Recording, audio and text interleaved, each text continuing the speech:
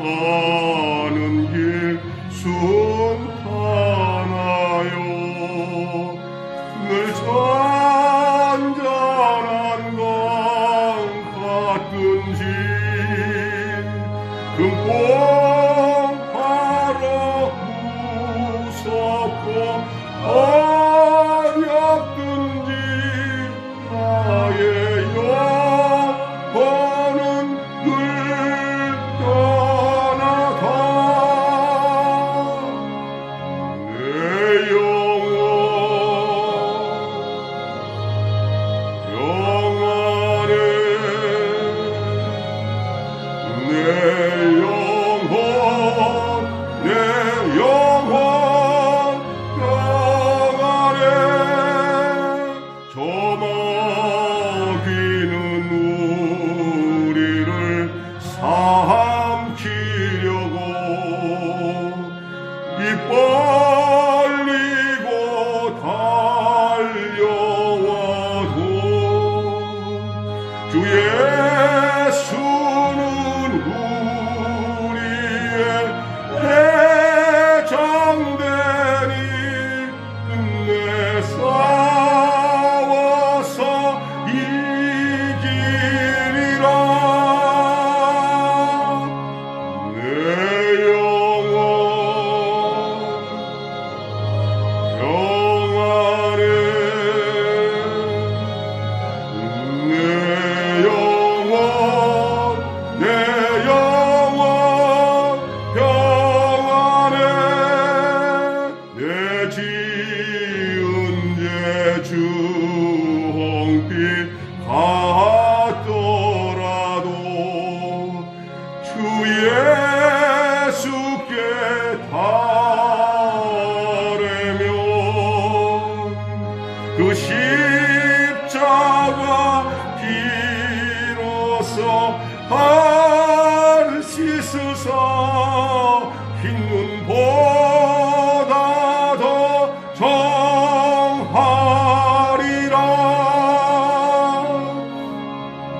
내 영혼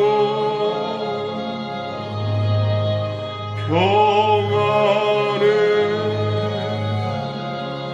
내 영혼 내 영혼 평안해 저 공중에 구름이 일어나며 큰 나팔이 울려 때에 주 오셔서 세상을 심판해도 나의 영혼은 없으리 내 영혼 평안해 내 영혼 내 영혼 평안해 아멘. 신년 첫 주일 오늘 함께 나눌 하나님의 말씀은 위기가 눈앞에 있을 때 요즘 상황에 딱 맞는 제목인 것 같아요.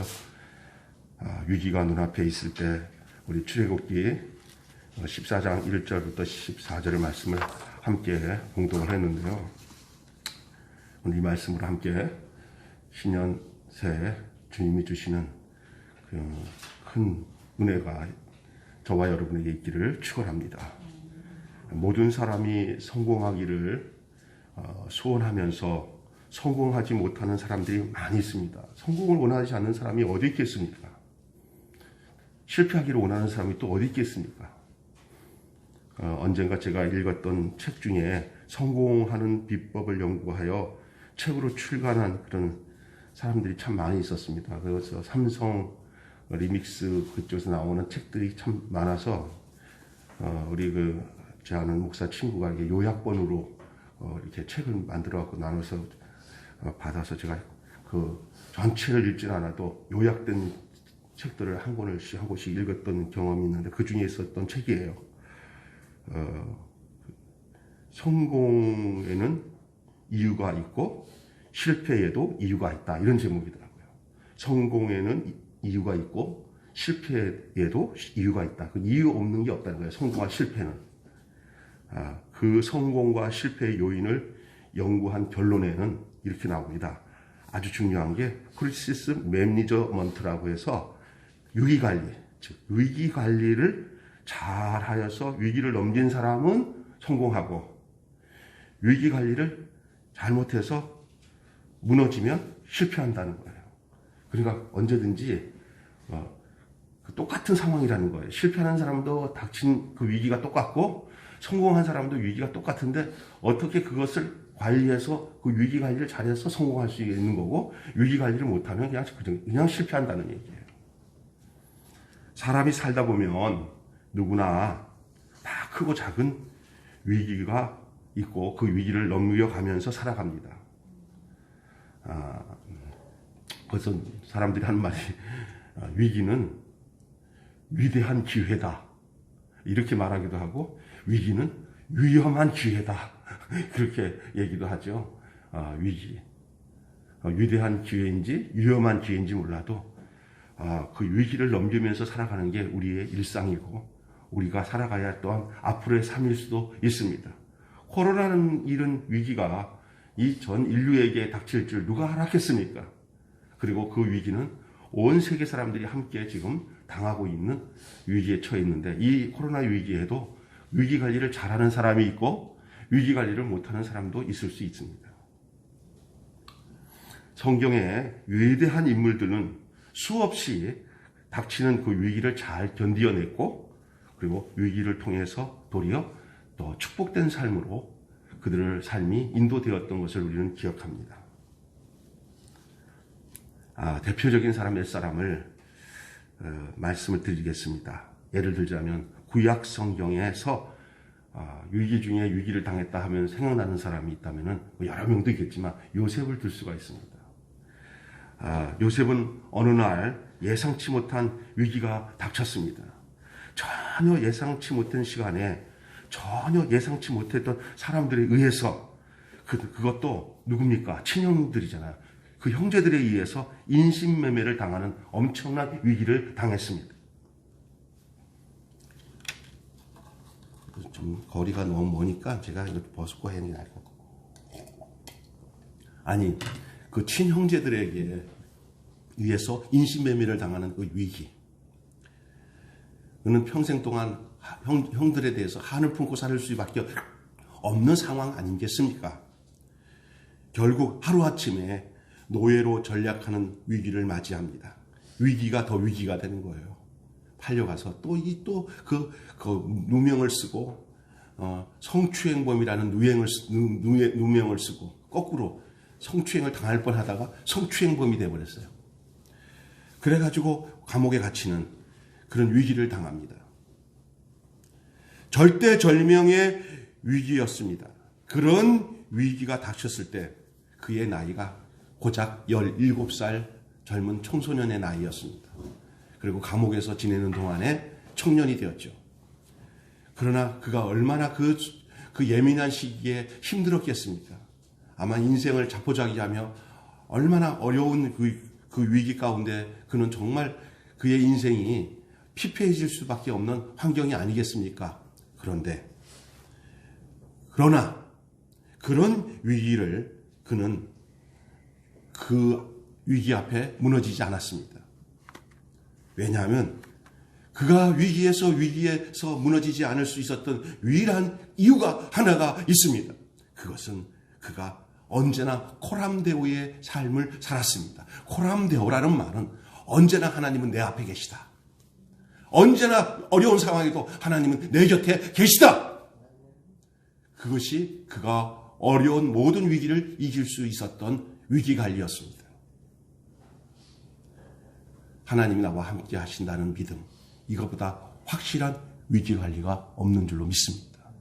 이런 사람은 쉽사리 사람을 미워하거나 자기를 자포자기하지 않고 극단적인 선택을 하지 않습니다. 왜냐하면 하나님의 섭리와 경륜과 하나님의 뜻을, 하나님의 인도하심을 믿기 때문입니다. 그의 신앙이 그 위기를 기회로 만들었습니다. 그래서 그는 노예로 전락된 자신의 운명을 기회로 삼아 그것이 대애굽 제국의 총리가 되는 그러한 위기가 변해서 위대한 기회로 하나님이 이끌어 주신 것을 그는 경험하게 됩니다.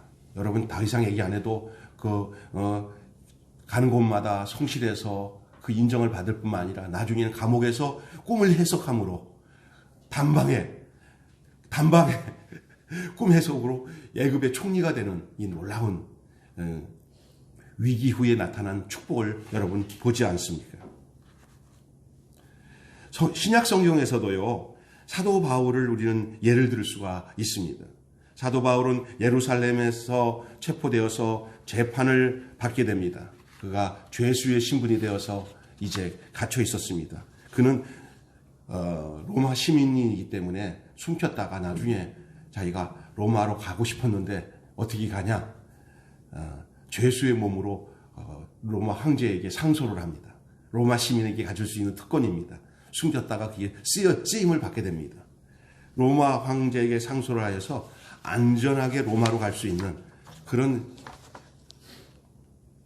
위기가 그에게는 또다시 복음을 전할 기회로 로마로 이렇게 압송되는 그런 일입니다. 겉으로 볼 때는 로마로 압송돼서 안 됐다 싶은데 사실은 그것은 복음을 로마로 가고 싶었던 이 바울이 안전하게 로마로 갈 수 있는 하나의 방법이었던 것, 방편이었던 것을 우리는 알게 됩니다.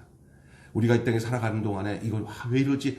절대 그렇게 우리가 섣불리 결단하고 섣불리 생각하면서 좌절하지 마십시오. 어쩌면 안 되고 있는 그 모습이 되고 있는 상황으로 이끌어가는 하나님의 손길인 줄 어떻게 알겠습니까? 로마로 압송되었습니다. 또 로마로 가는 배를 타고 가다가도 또 위기를 당합니다. 풍랑이 일어나가지고 배가 완전히 파산되어서 다 죽음의 위기에 봉착했습니다. 그러나 그때 하나님의 약속을 이 바울이 받습니다. 하나님이 뭐라고 말씀하시냐면 사도행전 27장 23절부터 25절을 제가 읽어드릴 테니까 잘 들어보십시오. 나의 속한 바 곧 나의 섬기는 하나님의 사자가 어젯밤 내 곁에 서서 말하되 바울아 두려워 말라. 내가 가이사 앞에 서야 하겠고 또 하나님께서 너와 함께 한 행선한 자들을 다 내게 주셨다 하였으니 그러므로 여러분이요.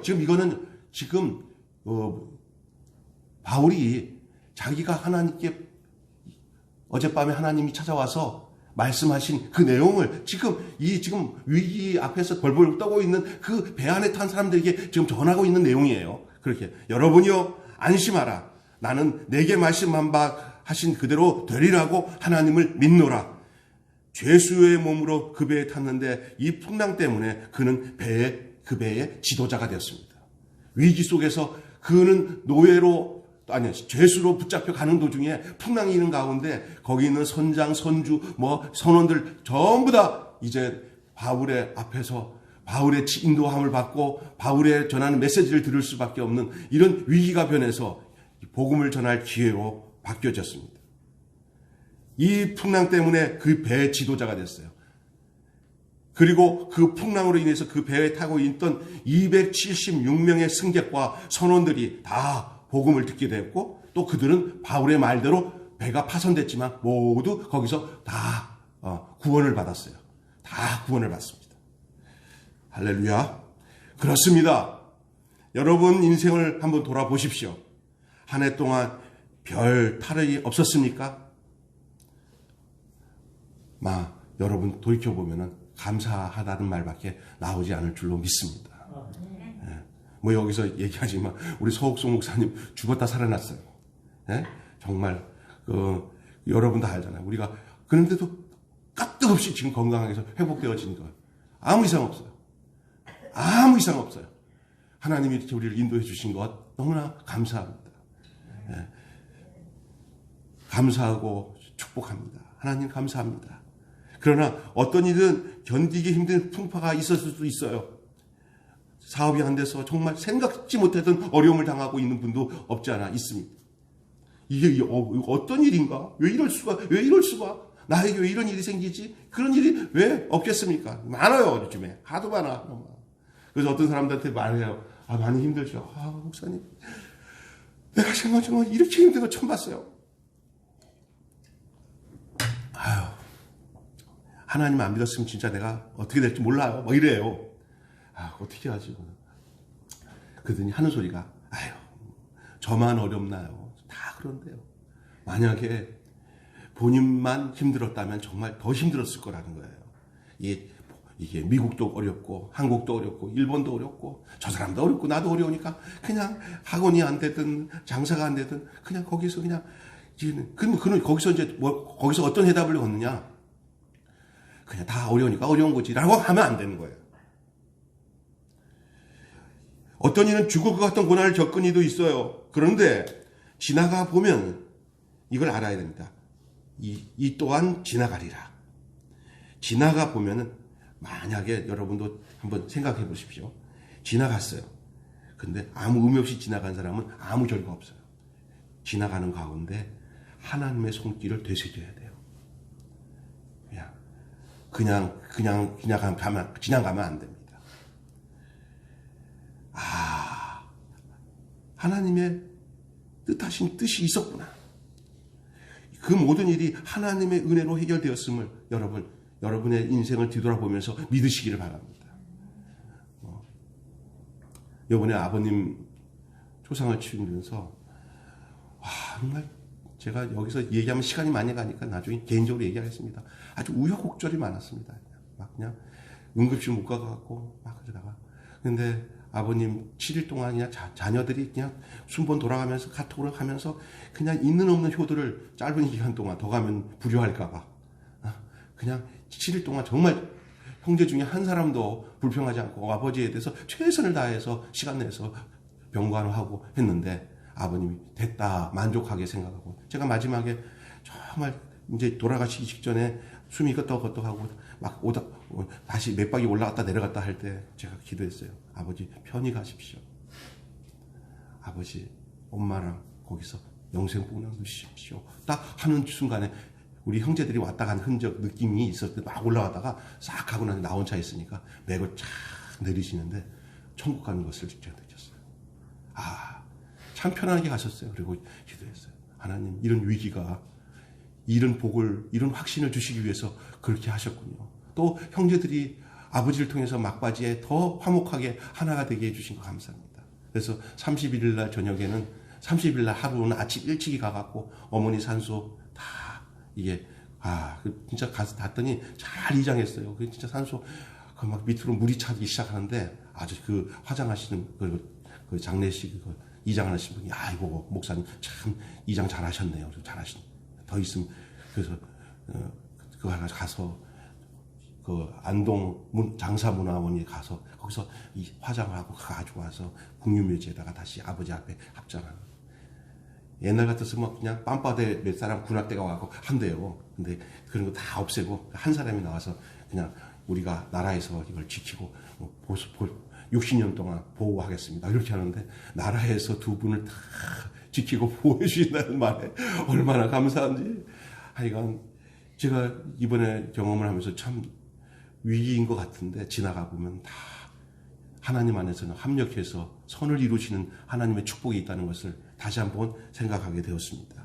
이스라엘 백성이 모세의 인도를 따라 애굽에서 탈출했잖아요. 예? 오늘 이 본문의 내용을 좀 말씀드렸어요. 오늘 본문은 하나님이 우리에게 주시는 말씀을 살펴보겠습니다. 이스라엘 백성들이 오고 가도 하지 못할 지형이 이것을 설상가상, 진퇴양난. 이거는 설상가상. 이거 이러지도 못하고 저러지도 못하고 앞으로 가지도 못하고 뒤로 못 가는 진퇴양난이잖아요. 뒤로 돌아설 수도 없어요. 이제는 일이 저질러졌어요. 이제 가야 돼요. 근데 앞에는 홍해가 가로막혀서 온 백성이 바다에 수장이 되든지 아니면 뒤에 쫓아오는 애국 군사들에게 잡혀가지고 전부 다 죽든지 끌려가든지 할 상황에 놓여 있습니다. 이거 어떻게 하겠습니까? 이스라엘 백성이 모세의 인도 따라 애굽을 탈출했습니다. 하나님의 무서운 심판으로 바로가 손을 들고 야 니들 다 나가라. 좌우의 문설주와 임방에다가 피를 바르고 이스라엘 백성의 장자들은 다 살았지만 애굽에 있는 모든 장자는 짐승까지도 다 죽어버렸습니다. 얘 놀래가지고 니네들 제발 나가라, 가라고 할 때는 문제인데 가고 나니까 또 딴 생각이야. 저거들 가면 내가 무슨 당으로 살아. 다시 가서 잡아와야지. 이 마귀는 끝까지 집요하게 쫓아온다는 사실을 여러분 기억하셔야 돼. 그런데 홍해가 앞에 가로막혀서 홍해 건너면 이제 광야인데 이제 영영이 애굽과는 상관없이 떠나는 직전에 홍해로 가로막혔습니다. 야, 얼마나 위기입니까? 위기도 이런 위기가 없어요, 정말. 6.25 전쟁 때 막 이루지 못하고 막 위기에 당했던 그런 이야기 들어보면 정말, 야, 어떻게 살았지 하는 생각 들잖아요. 하나님의 무서운 심판이 바로에게 임하지 않았으면 그렇게 나올 수도 없었어요.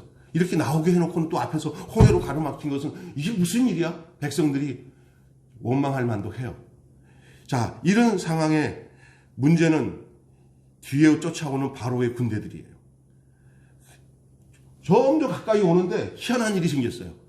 불기둥과 구름기둥이 이 이스라엘 백성들을 보호하고 그들이 오는 곳에는 꺼멓게 흑암을 만들어가지고 그 오는 속도를 지체끔 해가지고 숨 고르기를 할 수 있도록 그렇게 하나님이 지금도 인도하고 있는 거예요. 그냥 안에 평상시 같았으면 벌써 짓밟았어요. 그냥 하나님이 끝까지 제어하시는 거예요. 그래서 그쪽은 어둡게 하고 또 구름으로 가려서 그들이 왜 갑자기 날씨가 이래? 하고 점점 그 이스라엘 뒤를 백성들을 뒤따라가는 일들이 제대로 시간대로 되지 않고 지체끔 그렇게 하는 거예요. 그리고 이스라엘 백성들에게는 불기둥으로 비춰줘서 또 구름기둥으로 막아주셔서 그렇게 하고 있어요. 그러나 시간은 점점 가까이 오는 거예요. 그때 모세가 하나님 앞에 기도하고 백성들에게 하나님이 주신 말씀을 전해요. 너희는 가만히 있어. 여호와께서 너희를 구원하신 것을 보라. 기가 막힌 위기 상황에 기가 막힌 위기를 극복하는 하나님의 지침이 나옵니다. 우리에게도 이 같은 상황이 닥칠 수 있어요. 이러지도 못하고 저러지도 못하고. 가정이 해체됩니다. 가정 해체의 위기. 가정마다 경제적으로 어려우니까 부부간 가족이 막 해체합니다. 갑자기 건강이 병원에 가서 건강진단 해가지고 잠깐만 들어왔어요. 할 말이 있어요. 그러면 겁이 나요. 또 무슨 얘기인가. 이 건강검진 앞에서 겁을 안 먹는 사람 나오라고 해. 하나도 없어요. 또 자녀들의 탈선. 자녀들이 내 뜻대로 되지 않아가지고 맨날 지고받고 싸우고 형제간에 어려움 당하고 그게 다 누구에게 오냐? 부모에게 다 와요. 막 위기야 위기. 듣는 소리에 자녀들의 문제들이 닥쳐오는데 힘들어 죽겠어요. 직장, 경제적인 문제, 더 나아가 교인들끼리 싸우고 목사와 교인들과의 그런 알력과 어려움 때문에 교회가 막 신앙생활이 엉망이 돼서 당신 교회 다니는 게 지긋지긋해. 그러니까 교회 안 다니는 사람이 아이고 다행이다. 나 교회 안 다녔어. 저런 꼴 안 봐지. 내가 옛날에 우리 집사람이 처음 여기 발산동에 이사 와가지고 반지하 집에 살던 집에서 그 할아버지한테 좀 전도 좀 하려고 우리 아버지도 그랬는데 어르신 집안에 예수 믿는 사람 있죠? 교회 안 다니는 교회 기도하는 사람이 있는 것 같은데 했더니 그런 소리 하지 말고 아이고 우리 집에는 예수 믿는 사람이 다행히 하나도 없어서 다행이라고. 세상이 이 정도예요. 이게. 그게 뭐냐?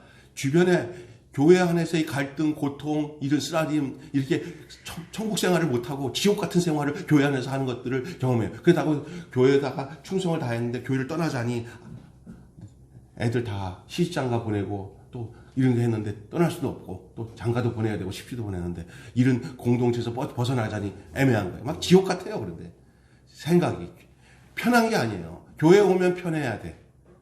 교회 오면 아무 생각 없이 하나님 안에서 은혜가 되고 만족하게 되고 은혜가 돼야 될 줄로 믿습니다. 근데 반대로 그냥 교회에서 짐을 지고는 그 장로님들 치고 빚 많이 지고 교회 안에 분쟁이 많은 교회 안에 장로님 치고 얼굴이 화색이 편한 사람이 별로 없어요. 많아요. 상당히 많아. 그래서 너무 안타까워요. 이런 게 다 위기예요. 위기. 그러다 보니까 신앙적으로 막 위기가 오는 거예요. 여러 종류의 위기들이 우리에게 닥쳐올 수가 있습니다.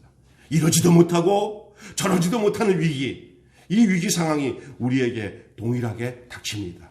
마치 이스라엘 백성이 홍해 앞에 놓였던 것처럼 우리는 그때 어떻게 처신해야 할까요? 하나님께서 이스라엘 백성에게 하신 말씀은 이 시대를 사는 우리에게도 동일하게 주시는 말씀인 줄로 믿습니다. 오늘 그 말씀을 찾아보고 여러분 위기관리가 여러분의 지식과 지혜로 되는 게 아니라 하나님 말씀으로 위기관리가 이루어지기를 바랍니다. 이스라엘 백성들이 이 홍해를 건너 이제 순탄하게 광야 생활로 가나안 땅으로 갈 수 있었던 것처럼 오늘 여러분 앞에 놓여 있는 모든 위기가 위기로서 끝나는 게 아니라 위대한 기회가 되어지기를 바랍니다. 자, 오늘 본문에 이렇게 얘기합니다. 가만히 서서 하나님의 구원을 보라고 하십니다. 가만히 서서. 이 말은 뭐냐? 우리는 하지 말라는 거잖아요. 가만히 서서. 13절 한번 다 같이 좀 띄워줄 수 있으면 띄워지고 성경을 찾았으면 보십시오. 13절 다 같이 읽으면 모세가 백성에게 이르되 너희는 두려워 말고 가만히 서서 여호와께서 오늘날 너희를 위하여 행하시는 구원을 보라. 너희가 오늘 본 애굽 사람을 또다시 영원히 보지 못하리라. 여기서 중요한 것은 두려워 말라. 가만히 서서 여호와께서 오늘날 너희를 위하여 행하시는 구원을 뭐하라? 봐라. 위기에 자기 생각을 앞서오고 자기 뜻대로 막 허둥지둥 위기를 자기가 해결하려고 하면 위기 해결 안 됩니다. 덧납니다. 가만히 계셔야 됩니다. 누가 하신 일을 봐라 그랬어요. 하나님이 하시는 일을 봐라. 그러면 애굽 군대 어느 한 사람도 다시 보지 못하게 될 것이다. 너희를 뒤쫓아오면서 괴롭히는 모든 존재들을 내가 말끔히 해결할 것이다. 모든 문제는 내가 해결해서 되는 게 아닙니다. 하나님이 해결해줘야 해결되는 줄로 믿습니다. 성도 여러분, 가만히 있으라는 말이 무슨 뜻입니까? 가만히 있으라는 말이 아무것도 하지 말고 있으라는 말입니까? 그 말은 아닙니다.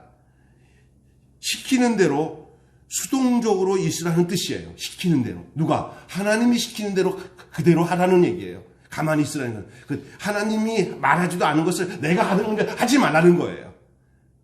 내 의지대로, 내 생각대로. 두려움에 잡혀서 함부로 행동하지 말라는 얘기예요. 그냥 가만히 뭐 아무것도 하지 말라 그 말이 아니라 두려움에 잡혀 함부로 행동하지 말라. 그러니까 내 의지로 뭘 허둥지둥 내가 먼저 해결해볼까 하다가는 모든 것이 덧납니다. 여러분 어떤 일이 있을 때 아주 막 급할 때 막 갈 때 막 사람이 안절부절해갖고 여기도 전화하고 저기도 해갖고 덧나게 만드는 경우가 있는데 이거 굉장히 큰 위기다 그럴 때는 가만히 계셔야 됩니다. 일단 가만히 계시고 참을일 세 개가 모이면 면할면이라고 하듯이 하나, 둘, 셋 이렇게 가만히 있어. 성급하면은 당합니다. 마귀가 하는 일은 뭐야? 우리를 급하게 만들어서 우리 뜻대로 하도록 만듭니다. 우리 뜻대로 하게 되면 하나님 뜻대로 안 됩니다. 우리 뜻이 안 돼야 하나님 뜻이 이루어지는 줄 믿습니다. 우리 뜻이 안 이루어지려면 우리가 행하는 것들을 중단해야 돼요. 그리고 하나님이 행하실 것을 믿고 의지해야 돼요. 모세가 그렇게 얘기한 거예요. 백성들이 막 우왕좌왕하니까 가만히 있어라. 여기까지 인도하신 하나님이 우리를 인도할 거니까 여기는 우리가 해야 할 일이 아니다. 이 부분은 이 홍해 문제는 우리가 해결할 문제가 아니라 우리가 가만히 있으면 하나님이 행하신다. 그 말이에요. 아멘. 우리 앞에 놓여있는 어려운 문제들을 우리가 해결해서 되지 않는 문제들은 하나님이 행하셔서 해결된 문제라고 믿으시기 바랍니다. 믿으시기 바랍니다. 이렇게.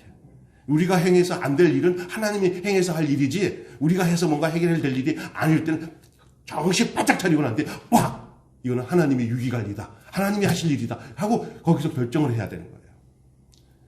코로나 우리가 해결할 일이 아닙니다. 저 사람들이 막 하는데 코로나 하나님이 해결할 일이에요. 뭐 사람이 해야 할 일도 있겠죠. 백신을 만들고 뭐 만들고. 그것도 하나님이 백신 만들 수 있는 지혜도 주시고 능력도 주셔야 되는 것이지. 인간이 한다고 되지도 않아요. 가만히 서서 오늘날 너희를 위해 행하시는 구원을 보라.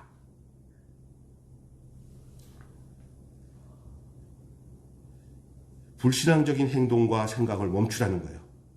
마치 전쟁터에 나간 병사가 두려워서 탈영을 하듯이 믿음의 대열을 이탈하지 말라는 거예요. 지금 허둥지둥하는 그 위기는 그동안 훈련한 것을 그대로 적용하는 시간이지, 그 훈련한 것을 다 까먹고 어디가 도망가서 어디가 숨어 있으라고 그렇게 하는 거 아니잖아요. 그건 자기도 죽고 다 죽는 일이에요. 하나님은 우리가 하나님의 믿음의 대열에 머물러서 행하시기 하면은 우리로 늘 승리케 하시는 분이신 줄로 믿습니다. 우리와 동행하는 분이 누굽니까? 우리의 죄와 사망에서 구원하시는 나의 구원자이신 여호와 하나님이십니다. 천지와 만물을 만드신 창조주 하나님이십니다. 나를 사랑하사 영원토록 나와 함께 하겠다고 말씀하신 하나님 그분이십니다. 그분이 뭐라고 말씀하십니까? 두려워 말라고 합니다. 여러분, 2021년 두려워하지 마십시오. 하나님 말씀하십니다. 어떤 위기도 하나님의 이끄심 안에서 우리가 속해서 그냥 그의 인도하심에 따라 그냥 하루하루 주의 인도하심에 따라 사시기를 바랍니다. 여기서 듣는 소리 저기 듣는 소리에 마음 요동하지 말고 말씀에 붙들려서 사시는 여러분 되기를 바랍니다. 그러면 염려할 필요가 없게 됩니다. 아무것도 염려하지 말고 오직 모든 일에 기도와 간구로 너희 구할 것을 감사함으로 하나님께 아뢰라. 그리하면 모든 지각에 뛰어난 하나님의 평강이 너희 마음과 생각을 지키시리라. 문제는 왜 우리가 위기 상황에서 두려워하느냐, 그 문제입니다. 여기 목사님 설교는 그런데 현실은요, 그 위기가 오면 그렇게 두려워하지 않고 담대해질 수가 없어요. 당연한 거죠. 이게 솔직한 고백입니다. 그러면 우리가 왜 두려워하는 이유가 뭐냐? 문제를 내가 두려워하지 말아야지. 오늘 말씀 듣고 나니까 두려워하지. 내 의지를 가지고 이제 두려워하지 말자. 그러면 되겠지. 안 됩니다. 두려워하지 않는 이유는 방법이 있습니다. 왜 그러냐? 하나님을 제대로 알지 못하면 두려워합니다. 그래서 하나님을 아는 것이 두려움을 이기는 유일한 방법인 줄 믿습니다. 왜냐하면 그 하나님이 어떤 하나님인지 알아야 든든하지. 하나님이 그냥 내 마음이 하나님이고, 하나님은 그냥 하나의 액세서리처럼 당하는 사람은 위기에 무서워해요. 자기가 자기를 붙잡고 살았으니까. 그런데 하나님이 누구신지 알면은 이 위기 가운데 나를 붙잡는 분이 내가 아니라, 내 자신이 아니라 하나님이 나를 붙잡고 있다는 사실을 알아야 되는 거예요. 그게 하나님을 알아야 되는 거예요. 우리가 왜 두려워하냐? 하나님을 제대로 알지 못하기 때문에 그렇습니다. 우리가 하나님을 알지 못하거나 또는 하나님을 믿지 못하기 때문에 두려워하는 거예요. 그래서 우리가 하나님을 알도록 힘써야 되는 거예요. 그래서 여러분, 우리가 믿는 하나님, 우리가 사랑하는 그 하나님에 대한 그 영적인 지식, 생명적인 지식이 넓어지고 깊어지고 확고해져야 여러분이 위기관리에 하나님이 나와 함께 하신다 하는 그 확신이 그 믿음과 그 지식 속에서, 그 하나님에 대한 생명에 대한 지식 속에서 이루어지는 줄로 믿습니다. 그래서 호세아 선지자가 한 말이 있어요. 호세아 6장 3절에 이렇게 말합니다. 들어보세요. 그러므로 우리가 여호와를 알자. 힘써 여호와를 알자. 그의 나오시는 새벽빛같이 일정하니 비같이 땅을 적시는 늦은 비와 같이 우리에게 임하시리라 하리라. 아멘. 호세아 4장 6절에 이렇게 얘기합니다. 뭐라고 얘기하냐? 내 백성이 지식이 없으므로 망하는도다. 내가 지식을 버렸으니 너가 지식을 버렸으니 나도 너를 버리리라. 그리고 내 제사장이 되지 못하게 할 것이다. 네가 내 하나님의 율법을 잊어버렸으니 나도 내 자녀를 잊어버리라. 그게 뭐냐? 하나님에 대한 지식, 하나님의 살아계심을 잊어버리고 믿지 않으면 우리는 위기관리가 안 돼요. 하나님이 그거 떠나갔을 때. 하나님이 버리면 살 수 없어요. 맹수 앞에 어린 애기예요. 그냥 잡혀먹는 거예요. 맹수가 아이고 토실토실하게 잘생긴 애기다. 이거 잡아먹자. 그래도 그걸 보호할 마음이 없는 거예요. 왜? 못 도와줘요. 왜? 하나님이 그럴 수가 있어요. 하나님이 왜 그러냐? 하나님을 잊어버렸으니, 하나님을 알지 못하니. 하나님을 모르면, 하나님에 대한 지식이 부족하면 위기 상황 속에서 두려워서 떨게 되고, 그 위기 상황 속에서 불신앙적인 행동으로 경고망동하게 해서 실패하게 되는 거예요. 하나님을 올바로 안다면 절대로 두려워하지 않게 되는 것이고, 그 위기 속에서 더욱 더욱 하나님을 의지하고, 더욱 하나님을 신뢰하고, 더 하나님이 하나님 되게 하심을 더 믿기 때문에 하나님은 더 열심히 우리를 보호하시고 사랑하시고 지켜주시는 피난처가 되시고 요새가 되시고 반석이 되시고 안식처가 되시게 하신다는 것이 다윗의 고백 아닙니까? 주는 나의 반석이시오, 나의 피난처시오, 요새시오, 피할 바이시오, 승리하게 하신다. 하나님이 다윗과 함께 하심에 다윗이 어디로 가든지 이기게 하시니라. 그 다윗이 어떤 사람이에요? 그 자신에게 능력이 있어서? 아니에요. 그의 뭘 철저히 그가 위기에서 승리하고 살아갈 수 있었던 것은 하나님이 하나님 되심을 알았던 거예요. 뭐든지 하나님 우선이었어요.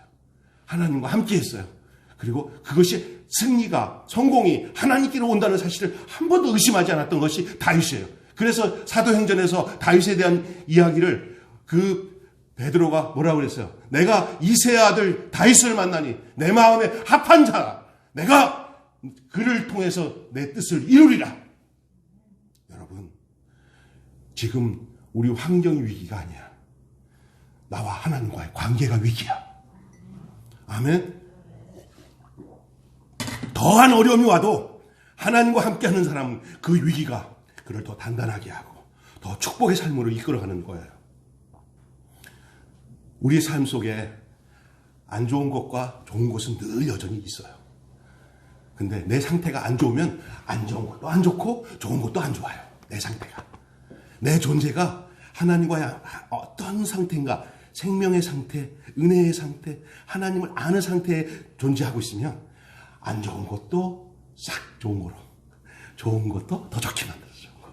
그렇게 만드는 거예요. 우리는 환경에 따라 내가 좋아질 거고 환경에 따라 내가 나빠질 거라고 생각하는 착각에 빠지는데 우리는 그렇게 존재되지 않았어요. 코로나가 100번 와도 내가 하나님 안에 존재하고 있으면 그 코로나를 통해서 주시는 하나님의 은혜가 우리에게 임해요. 위기가 아니에요. 위기 앞에서 나와 하나님과의 관계가 위기예요.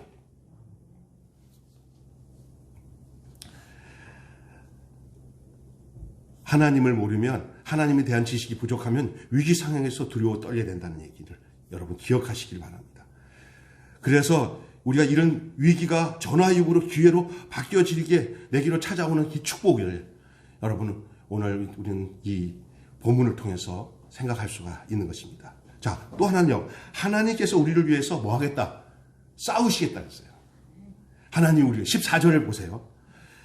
여호와께서 너희를 위하여 싸우시리니 여호와께서 너희를 위하여 싸우시리니 너희는 가만히 있을지어다. 성도 여러분, 우리의 싸움은 사람에 대한 것이 아니라 바로 어떤 싸움입니까? 에베소서 6장 12절 말씀을 보시면 이렇게 되어 있습니다. 우리의 씨름은, 우리의 싸움은 혈과 육에 대한 것이 아니요 정사와 권세와 이 세상의 어두움 세상의 주관자들과 하늘에 있는 악한 영들에게 대함이라.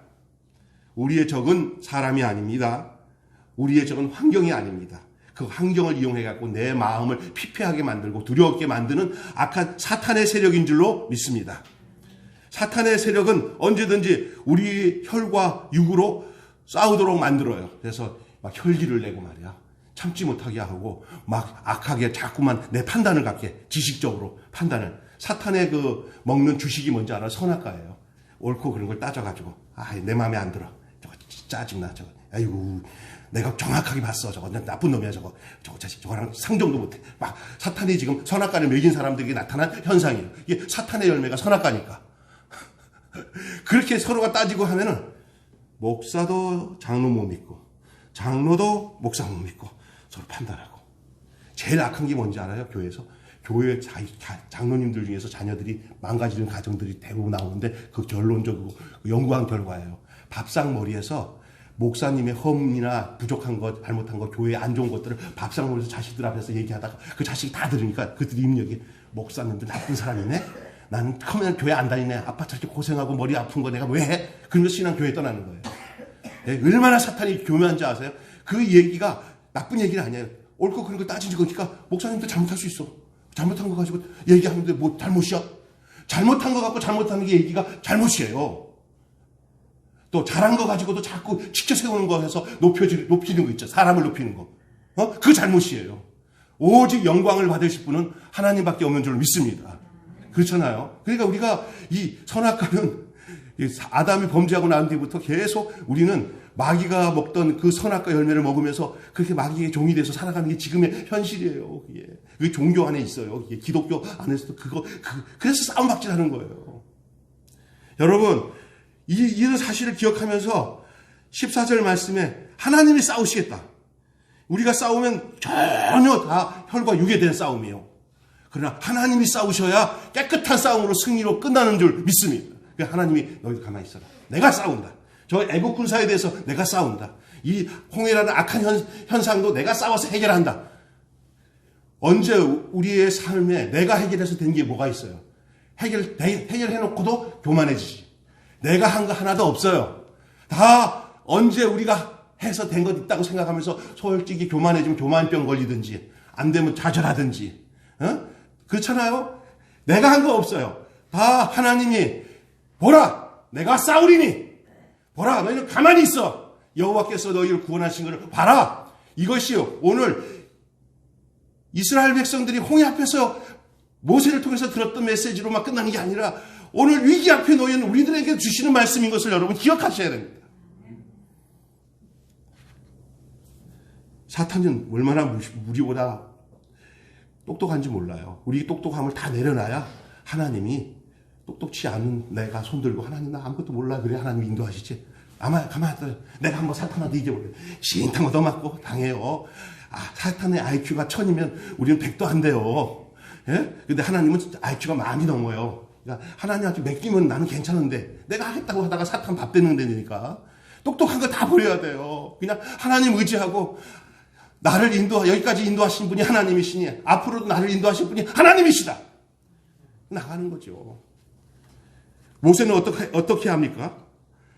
하나님이 우리를 위해서 싸우신다. 외칩니다. 여러분, 지팡이를 딱 들어서 홍해를 딱 내리치니까 바다가 쫙 갈라집니다. 누가 한 겁니까? 모세가 했네. 모세가 한 게 아니라 하나님이 하신 거예요. 모세는 그냥 도구에 불과한 거예요. 오늘 사람들이 이게 영적으로 눈이 알리면 하나님이 하신 걸 못 보고 아이고 목사님이 하셨네. 아이고 장로님이 하셨네. 누가 했네. 이렇게 눈에 빠져가지고 아니면 대통령이 했네. 장관이 했네. 그렇게 빠지는 게 아니야. 모든 삶의 주관은 그 사건과 일의 모든 주관은 하나님이 하십니다. 우리가 하나님을 겸비한 마음으로 겸손히 섬기면 하나님이 우리에게 순풍을 주셔서 복되게 하실 것이고 우리가 스스로 막 하나님이 원하지 않는 일을 하게 되면 정신 차리라고 하나님이 역풍을 주셔가지고 환란과 풍파를 주셔서 우리가 순풍의 삶이 얼마나 귀한지를 알게끔 하시는 분이 하나님이십니다. 그는 하나님의 명대로 바다 위에다가 지팡이를 내리었을 뿐이지 그가 한 건 없는 거예요. 그냥 그 중간 역할밖에 안 한 거예요. 그는 하나님은 전능하신 분이고 천지 만물을 주관하신 분임을 믿었습니다. 그러기에 그 하나님의 명령대로 지팡이를 바다 위에 딱 내미니까 그냥 기적이 일어났죠. 야, 기가 막히죠. 하나님의 명령대로 순종하고 따르면 모든 일을 그 믿음으로 행하게 되면 기적은 그냥 하나님이 만들어 주시는 거예요. 기적을 생각하시고 기적을 따라가지 마시고 하나님을 향해서 순종하고 그냥 따르면 하나님은 그냥 그 따름에 따라 믿음에 따라 그 표적으로 하나님 기적으로 인도하시는 분이 하나님이신 거예요. 우리 믿음이 능력이 아니라 우리 믿음을 보시고 하나님이 능력을 행하시는 거예요. 위기가 찾아오셨습니까? 혹시 믿음으로 약속의 말씀을 붙들고 살아가시기를 축원합니다. 아멘. 신년에 말씀 뽑기 이렇게 인터넷으로 뽑은 분들은 그 말씀을 붙들고 사셔요. 그런데 오늘 혹시 그거 못 본 부분을 우리 서목사님이 저기다 준비해놨으니까 하나 뽑고 가세요. 그런데 그 말씀이 얼마나 귀한지 몰라요. 정말. 자, 17절, 18절 보십시다. 내가 애굽 사람들의 마음을 강팍하게 하였은즉 그들이 그 뒤를 따라 돌아갈 것이라. 내가 바로와 그 모든 군대와 그 병거와 마병을 인하여 영광을 얻으리니. 18절에 내가 바로와 그 병거와 마병을 인하여 영광을 얻을 때야 애굽 사람들이 나를 여호와인 줄을 알리라 하였더니 중요한 구절이 여기 있어요. 애굽 사람이 나를 여호와인 줄을 알리라. 야, 이거 진짜 중요한 거예요. 여러분이 겪고 있는 위기가 여러분의 믿음을 통해서 기적적으로 전환되어지고 축복으로 하나님이 바꿔줘가지고 우리와 함께 하시는 그 하나님을 이방인들이 믿지 않는 사람들이 야 역시 하나님이 너와 함께 하는구나 역사를 하는구나 하고 그렇게 하나님을 알게끔 하나님은 우리를 그 위기 가운데서 당신을 드러내고 당신이 그 많은 사람을 통해서 하나님이 살아계심을 당신 스스로가 나타내신다는 얘기예요. 아멘. 우리 동생이 나랑 같이 오면서 내가 형 옆에서 이렇게 보는데 처음에는 형 이렇게 교회를 시작하고 목회를 한다 그러는데 저는 아이들도 걱정이 되고 뻔하잖아요. 개척교회 하면서. 그게 한 10년 전에 또 교회를 여기서 조그맣게 개척해서 시작할 때 그 걱정이 태산 같았던 말 동생이. 근데 어떠냐 지금 그랬더니 내가 걱정이야. 형은 걱정 없어.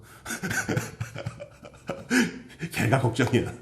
하나님과 함께 하는 사람은 육신의 눈으로는 참 저기 어떨까 그러는데 지나가고 보면은 도리어 이방인들이 하나님이 함께 하시면 자 입으로 그래. 형은 정말 하나님이 함께 하시는 것 같대. 차 타고 오면서. 그래서 내가 그 말이 참 좋다. 근데 그 하나님이 나의 하나님만 되지 않고 너의 하나님이 되기를 원한다. 나는 앞으로도 계산 없다. 너보다 여러 면으로 부족한 게 많아도 나는 부유하다. 여러분, 기분 좋게 하는 말이 좋아서 그런 말 하는 건 아니고요. 하나님이 이방인들로 하여금 자기 자신을 드러내는 도구로 그 위기 상황을 우리에게 허락하시고 그 위기 상황을 우리가 잘 이겨내면 하나님이 도리어 그 이방인들 가운데 내가 여호와인 줄 저들이 알게 될 것이다. 나를 통해서 하나님을 알게끔 하는 통로가 되시기를 주님의 이름으로 축원합니다. 아멘. 자, 하나님 우리를 어떻게 하십니까? 우리를 위해서 뭘 하고 계십니까? 우리를 적극적으로 보호하십니다. 적극적으로 보호하세요. 애굽의 군대의 문제도 그렇고요. 또 홍해를 가르는 문제도 그 전라도 진도에 있는 것처럼 이렇게 그 조수간만으로 그렇게 갈라지는 건 모세의 기적 아니에요. 그건 잘못된 거예요. 이 기적은 수심이 60에서 70m 되는 이 물장벽이 생겼다니까요. 물장벽이. 그게 가보면 알아요. 홍해가. 그렇게 조수간만으로 이렇게 진도나 이렇게 우리나라 남해안 이렇게 갈라지는 거 섬과 사이에 그런 거 아니에요. 물의 수심이 60에서 70m 이상 되는 그 물벽이 생긴 거예요. 그러니까 그 애국 부사들이 들어오다가 거기서 다 수몰이 됐잖아요. 수몰이. 하나님이 행하신 일이에요. 하나님이 이스라엘 백성들을 그 위기 상황에서 온전히 보호하시고 그 더욱 위기적인 상황을 갖고 오는 이 사탄의 세력이나 악의 세력들은 하나님이 깨끗하게 잠재우시고 이스라엘 백성을 보호하신다는 사실이에요. 예, 하나님을 모르면 하나님에 대한 지식이 부족하면 위기 상황에서도 두려워 떨게 될 수밖에 없는 것이 우리의 모습이라는 사실을 여러분 기억하셔야 됩니다. 제가 너무 말씀이 은혜가 되어서 그냥 진행이 되는데 여러분 마무리하겠습니다. 말씀을 마무리합니다. 자, 근데 기억해야 될 거 한 가지는 꼭 시간이 지나도 기억해야 될 게 있어요. 오늘 본문에 때가 나와요. 그게 그 기적, 하나님 일하시는 시간이 어느 때냐고 여러분이 한번 찾아보세요. 어느 때예요? 첫째, 답을 찾아보세요. 아침, 둘째, 새벽, 셋째, 정오, 넷째, 야밤. 어느 게 답입니까? 자, 아침, 새벽, 정오, 야밤. 자, 어느 게 답입니까? 오늘 본문에 나와요. 새벽에 하나님은 하나님의 구원의 일을 행하십니다. 하필이면 왜 새벽입니까? 새벽은 하나님이 성경 말씀 통해서 일하는 시간입니다. 그래서 새벽에 일찍 일어나는 사람들, 새벽 종이 울렸네. 이 새벽에서 시작됩니다. 새벽. 저녁에 일찍 자고 새벽에 일어나는 거예요. 우리 한국의 기독교가 또 하나님이 많은 사람들에게 은혜를 주셨던 것이 이 새벽이에요. 그러나 성경에도 그것 그대로 얘기하고 있어요. 예수님이 부활도 새벽에 일어났어요. 대부분 역사적인 사건은 다 새벽에 일어납니다. 아브라함이 아침 뭐라고요? 늦게 일찍이 모리아 산으로 갔어요. 이스라엘이 여리고성을 무너뜨린 시간도 새벽입니다. 홍해가 갈라진 시간도 역시 새벽입니다. 위기를 극복하려면 새벽을 선택해야 됩니다. 저는 이 새벽을 절대 믿음이 작동하는 시간이라고 믿습니다. 가장 어두운 시간에 가장 빛나는 별처럼 우리의 신앙도 하나님의 기적도 가장 힘든 시기가 어디에 빛이 드러나는 시기가 새벽입니다. 정오의 빛도 중요하지만 새벽이 일어나는 이 금성에 아침해가 떠오르는 이 빛, 24절도 나오잖아요. 오늘 24절. 자, 24절에 새벽에 여호와께서 불과 구름 기둥 가운데서 애굽 군대를 보시고 그 군대를 어지럽게 하시며, 여러분 이 귀한 이 새벽 시간을 잘 활용하시기를 주님은 축원합니다. 새벽에 하나님이 우리를 만나십니다. 김진홍 목사님이라는 분이 책을 쓴 옛날 책 중에 새벽을 뭐 하리라? 깨우리라. 성경 시편에 나오는 말씀이에요. 새벽을 활용 잘 하시기 바랍니다. 하나님의 문제를 해결하는 시간이 새벽입니다. 새벽은 위기가 기회로 바뀌는 시간입니다. 시편 146편 5절에 하나님이 그 성중에 거하심에 성이 요동치 아니할 것이라. 새벽에 하나님이 도우시리로다. 말씀을 맺습니다. 하나님께서는 우리의 위기를 통해서 스스로 영광을 취합니다. 참 중요한 말이야. 한번 따라서 한번 합시다. 하나님께서는 우리의 위기를 통하여 스스로 영광을 취합니다. 이 홍해의 위기, 이 사건을 통해서 백성들은 하나님을 경외하게 되고 하나님을 바라보는 시각이 달라졌습니다. 그리고 그들은 자신들의 지도자인 모세를 믿게 되었습니다. 우리도 모세와 이스라엘 백성처럼 위기 앞에서 하나님을 신뢰하면 하나님께서는 우리의 길이 되어주시고 길을 만들어 주시는 줄 믿습니다. 그 길로, 그 홍해가 갈라진 그 길로 걸어가시면 되는 거예요. 그리고 뒤따라오던 홍해의 그 이스라엘을 쫓아오던 애굽 군대는 그 물에 다 잠기게 되는 거예요. 깨끗하게 해결해 주십니다.